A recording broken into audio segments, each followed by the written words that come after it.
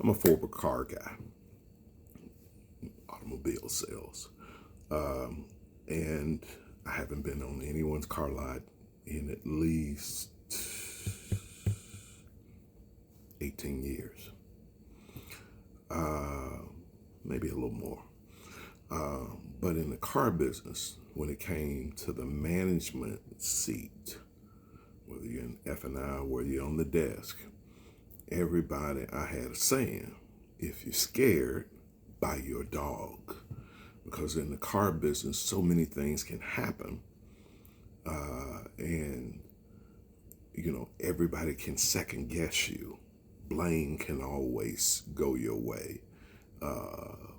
Armchair quarterbacking can happen because everybody's got a better way than what you should have done when they were not there in the moment.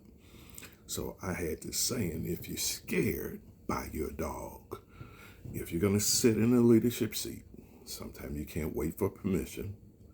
Sometimes you got to stop walking around in trepidation about people second guessing you. There invariably comes a moment where it is what it is. If God's called you to lead, everybody wasn't in on the conversation between you and God. I got it right now. Everybody wasn't in on that conversation, so there are always other vantage points. People can want to cookie cutter you, and if you don't fit the cookie cutter mode, they want to second guess you. You didn't ask their permission sometimes, so they want to totally disqualify whatever God is doing with you.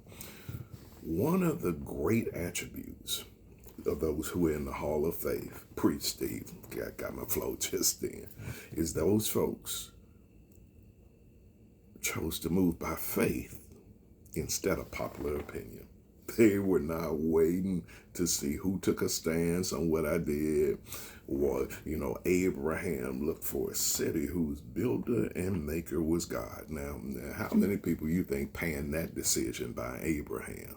Look, how many people you think panned Noah, who said it's going to rain, and started building the ark when people hadn't seen any rain? Look, every now and then, much like back in the day when I was in the car business, you're going to sit in a leadership seat. If you're scared, buy your dog. Everybody's going to have a take. Everybody's going to second guess. Everybody's going to say they should have been done like that. And I'm not saying you don't look for better and bigger. But every now and then, if you're going to sit in the seat and follow God, you're going to be second guessed. Be blessed.